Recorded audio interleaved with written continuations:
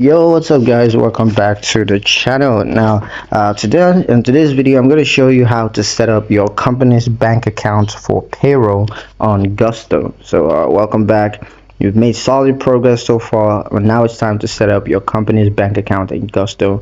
And this is what Gusto will use to deposit payrolls, to pay taxes, as well as to handle any benefits or reimbursement. So let's walk through how to get it connected. The first step is to go to the payroll setup section. Now from your Gusto dashboard, you want to look for payroll. Go to the payroll section, or you could just continue with your setup checklist.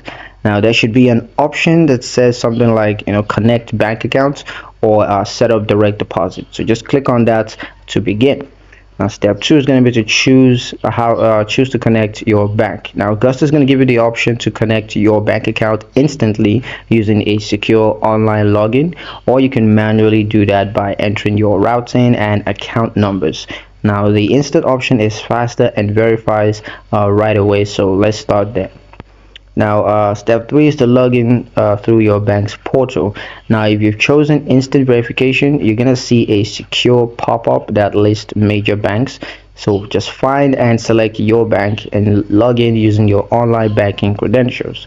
Now this is totally secure, so you don't got to worry about that. Gusto uses trusted encryption partners to keep your data safe, so you don't got to worry.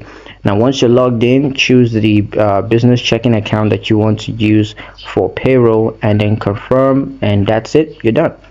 Now for step 4 here is for the manual option. So if you rather not log in with your bank and you want to choose manual entry instead, all you got to do is just type in your routing number as well as your account number, and then just confirm the type of accounts. So Gusto is going to send 2 small test deposits, usually within 1 to 2 business days, and once you see them in your bank, you have to come back to Gusto to verify the amounts.